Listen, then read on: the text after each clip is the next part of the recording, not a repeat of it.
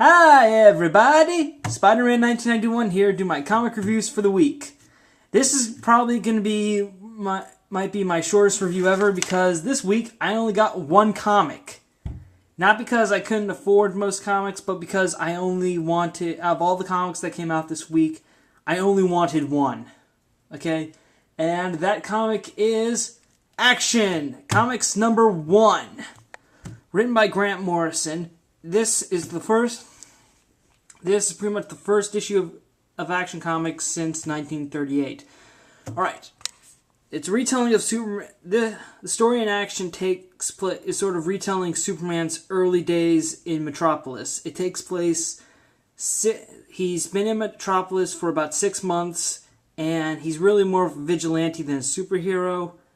And I'm not sure, but the story may take place at least 6 months before Justice League, before the founding of the Justice League. So the way I figure it, in 2006, the Justice League was founded, and probably around 2005, Superman first appeared, making superhumans public, I guess.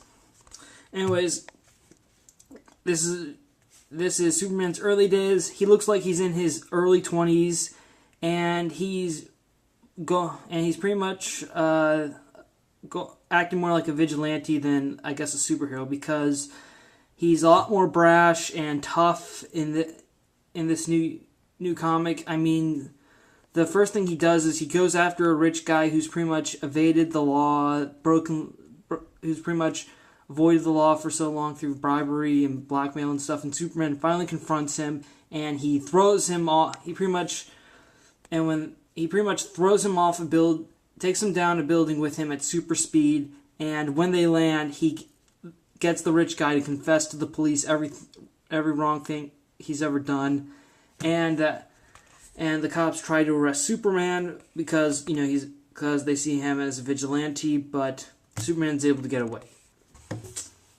And also, the military is after Superman too. They're chasing Superman through the city, and Superman can also be seen as a good guy and a defender of the people, because during that chase he stops to save everyone that's in a collapsing building that was damaged during the chase, and afterwards the people kind of stand up to the military saying that, hey, this guy protected us, leave him alone and stuff.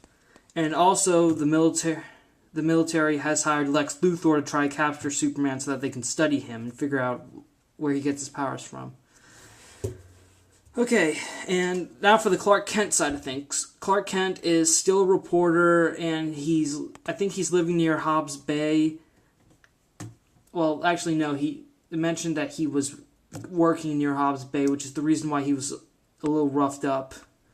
So Clark Kent, he's still pretty much wearing some baggier clothes and glasses. And also, he's good friends with Jimmy. Also, this is interesting. Clark Kent does not work at the Daily Planet at this time. No, he's working for another newspaper, but he's still apparently best friends with Jimmy Olsen since he came to Metropolis, which was 6 months ago.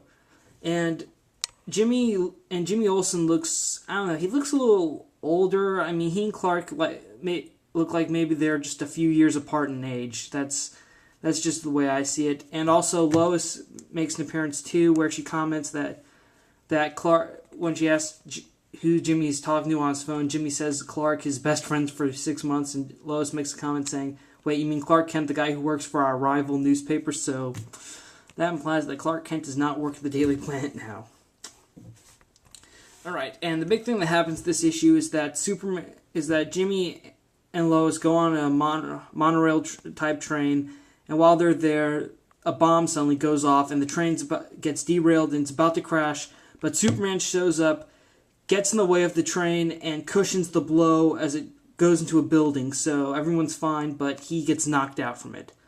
And apparently the bomb was all this was orchestrated by Lex Luthor, so that they could knock out Superman, and the military can move in and take him and capture him, so that then they can study him. So, yeah, that's pretty much Action Comics number 1 in a nutshell. As far as this younger Superman thing, in his early days, he's young, he's a little hot-headed. I like it. I mean, it shows that he's making a few mistakes. I mean, he's not the Superman we know, but it's kind of giving you an idea about what a guy around this age he's just starting out as a superhero, okay? So he's going to make a few mistakes. He's going to be a little brash and hot-headed and, I guess, tough with the criminals and also people who evade the law, because he stated that he believes that the law should cover everyone, poor and rich. And also, Superman does not have... His powers aren't fully developed. Apparently, his powers aren't fully developed, okay? He's able to get knocked out. Like I said, he was knocked out by cushioning the blow of a train to a building, so everyone will be fine and stuff, but he gets knocked out from it. So he's still bulletproof, though, don't get me wrong. He has some invulnerability, it's not up to the level that we've seen in the recent years. Also, he can't fly. Superman in his early days could not fly. It's kind of a callback. I think it's kind of a callback to when Superman first appeared in 1938. He couldn't fly. He could just leap tall buildings within a single bound. I mean, eventually they did give him the ability to fly, but now he doesn't have it yet. I'm pretty sure by the end of this he'll develop the ability to fly and stuff, just like in Smallville. Okay.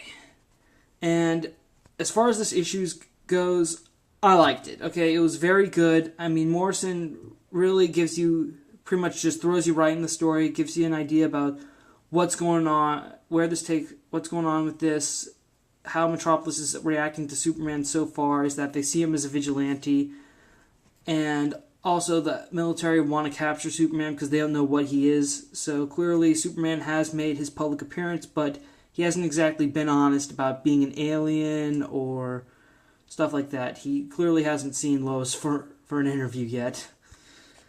But, okay, I would also recommend this to new readers. I mean, if someone hasn't read a Superman comic in a while, or if they're brand new to comics, then yeah, this is a good jumping on point for you. It's very good, and it's fantastic. I really enjoyed it.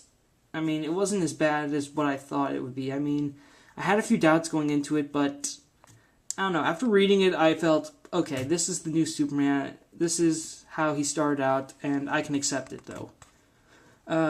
Only complaint, though, is that we still are not sure what happened to the Kents. I mean, DC has stated in interviews and stuff that the Kents are gone, but we're not entirely sure yet about what happened and stuff.